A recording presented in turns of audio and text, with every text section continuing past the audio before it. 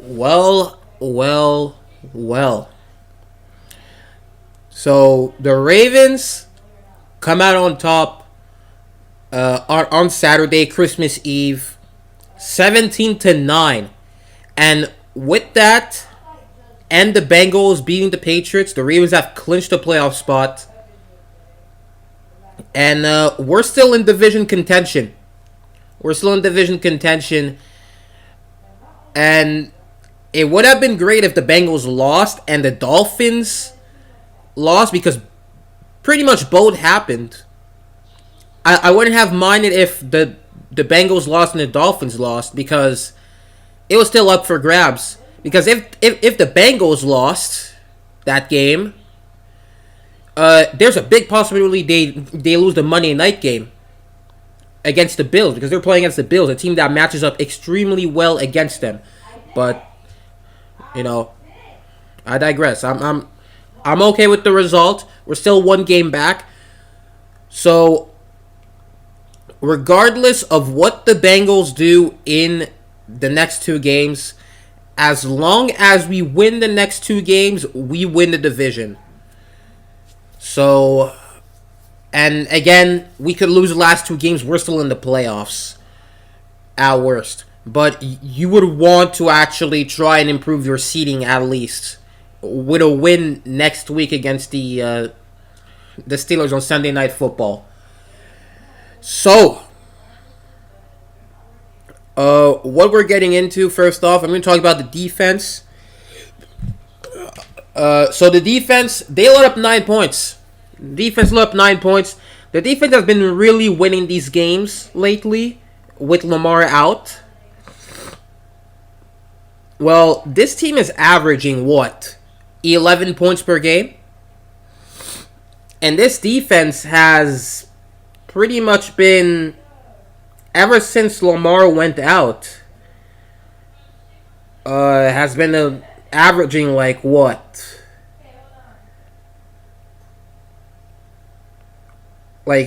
11 points per game.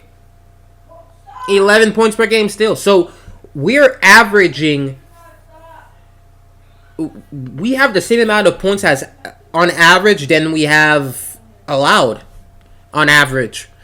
So again, 3-1 against without Lamar. It hasn't been pretty at all. It really hasn't, especially on the offense. But the defense have been playing lights out. I've been very impressed with how the defense played, especially since Roquan came.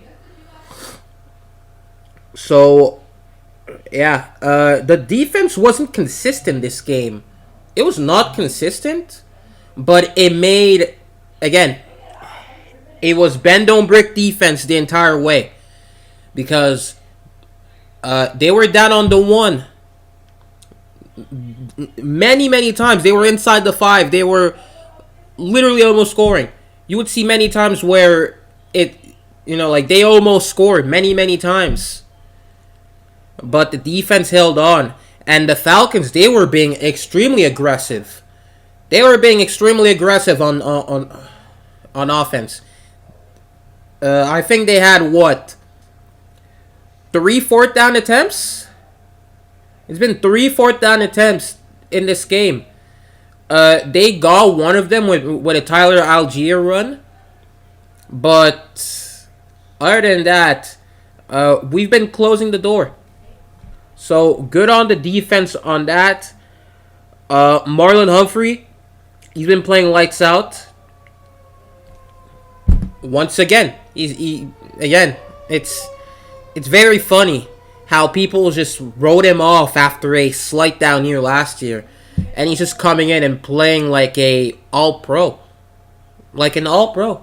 and he's been playing nearly flawless. And in terms of pass rush, we had a combined 2 sacks. I'd say Matt Buke got a sack. Steffens and Queen both have half a sack, so I'm just gonna say 2. Tackles, you had Roquan Smith and Marlon Humphrey leading the way in tackles. And Brendan Stevens, he had a pretty good game. He had a pretty good game filling in for Marcus Peters. He stepped up and played a solid game. His number was called a few times. He was targeted a few times, and he really he really stood tall, and he had a impressive acting performance on that on that waved off touchdown. If you know what I'm talking about, I think it was a screen to Cordero Patterson. I mean it was a Patterson touchdown after all, but I think it was on a screen, and it was an extremely ridiculous play. It was a ridiculous play. Like, he was going to his left, and then the gap was completely closed. We were doing good setting the edge on that play. But then he just turned around, went the other side completely, and there weren't a lot of guys, pretty much, and he pretty much went in. He's a playmaker. It's not the first time we've seen him do this at all. And Brandon Stevens, he was pretty much strapped, but then he fell. And I have no clue if it was actually holding, but he really sold it. He really sold it. So thanks to him, because NFL refs are bad, and we've been pretty much used to having calls go against us many, many times. But in this game, it's been a little bit different. But overall, the defense, again, it's an A-plus performance. Not an A-plus, like a A- performance. Why? Because, I feel like without Calais, this run defense has been suffering a bit. And outside runs, you had Tyler Algier. He was an absolute wrecking ball. He's a guy who can break off many tackles, and even then he had clean. The gaps were opening, so you really see his impact even at like 37 years old. And on screens, we were getting murdered. We were getting murdered on screens. I'm going to say it here. So again, like I said, the defense has been lights out, but it hasn't been consistent in these past 2 weeks. In some plays. So again, and to be fair, the Falcons are a really good running team. The Falcons are really good at running the ball. So you're gonna have your moments against that. But hey, it's an offensive league. Defense doesn't win championships. But hey, we got the job done. It kept us in the game, like it should, like defenses do today. So about the offense, again, I'd say better than other weeks. I'd say Huntley was 9 out of 17, 115 yards, 1 passing TD. Oh, first passing TD of the season. Gus Edwards had 99 rushing yards in 11 attempts, averaging 9 yards per carry. J.K. Dobbins had 12 for 59, averaging 4.9. And Tyler Huntley, he had 11 rushing attempts for 26 and 2.4 per carry. And through the air, Mark Andrews, 3 receptions for 45. Sammy Watkins had 1 reception for 40, and he just disappeared off the face of the earth. Deshaun Jackson had a 1 for 10, and then I don't know what happened with his hamstring, but again, he didn't get any other look. DeMarcus Robinson, same for him. His reception was 6 yards for a touchdown. We haven't really seen him. Josh Oliver, 1 for 6. Justice Hill 1 for 4. Isaiah Likely 1 for 4. Justin Tucker had a field goal that was blocked again. You really cannot make this shit up. You just block next time. Like, with the amount of things we're worrying about right now, we cannot worry about this. Especially when Harbaugh, he's a special teams minded coach. You need to figure it out here, because in the past 2 weeks we've had 3 field goals blocked. And it's pretty much Justice Hill had 3 returns. He was filling in for Devin Duvernay. He had 3 returns for 65. Nothing crazy. And Prochet, he was filling in on punt returns. 2 for 14. And Jordan Stout, he was doing his thing. It was kind of a punt fest, but not as much. 3 punts, but hey, it was 3 punts for them too. So about the offense, the run game again has been carrying the load. The problem is once again, we really can. We just go away from it. We go away from it, man. That's the issue. In an extremely cold game. This is an extremely cold game, man. The coldest game in Baltimore history. And you just get away from running Gus Edwards and J.K. Dobbins. That game, it was Gus Edwards' day. It was a day where he was going to be the one who just goes off. And when I mean go off, I mean go off. He had 9 yards per carry. And again, with Dobbins, he had a good game still. 4.9. It wasn't as good as his other games, but he still had 4.9 per carry. But again, he has not gotten a touch almost at all in the fourth quarter when you need.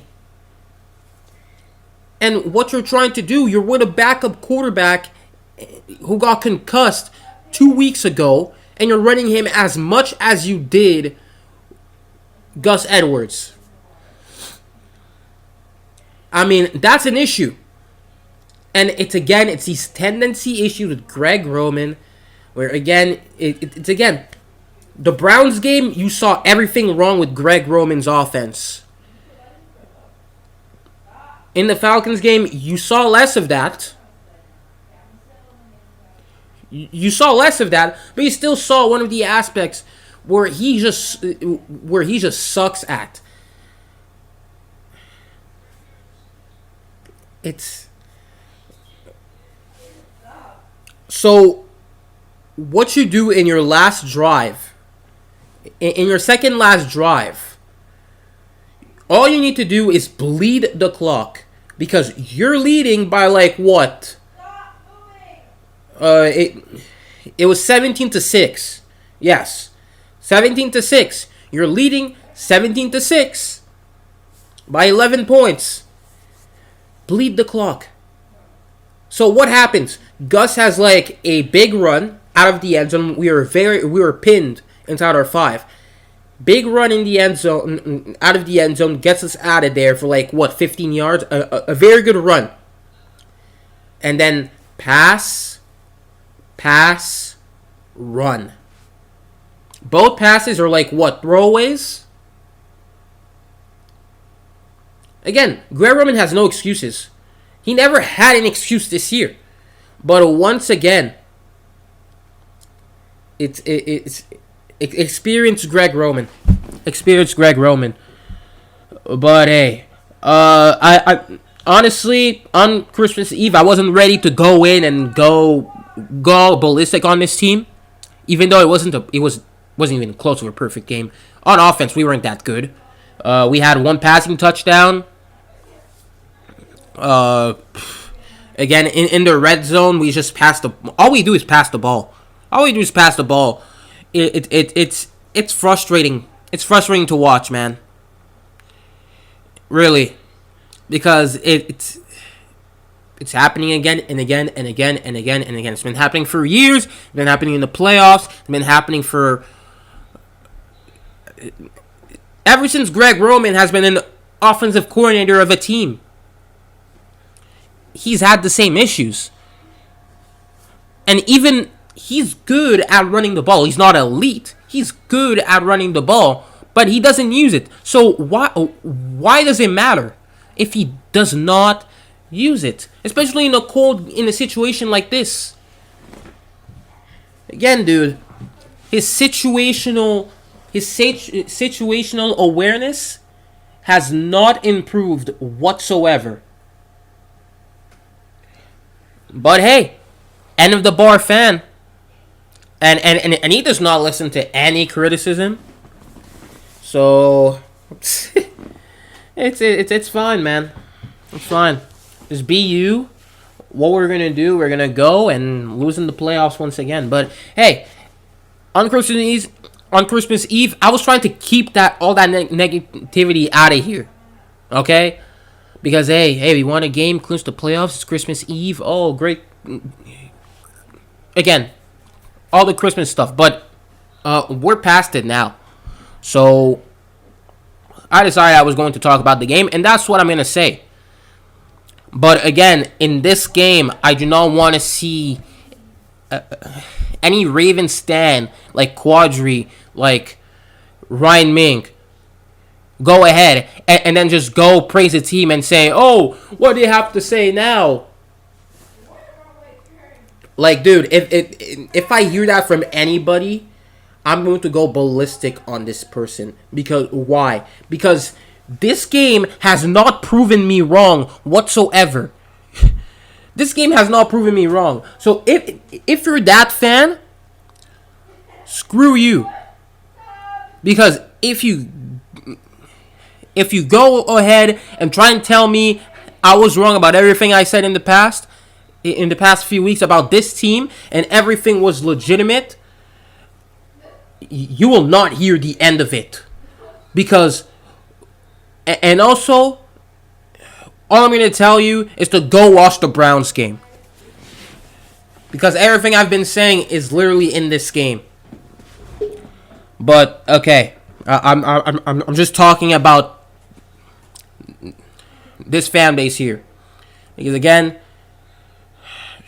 the Ravens media, when we win a game, no matter how we win a game, they'll just go back on their stupid agenda that the front office has made them think for some reason.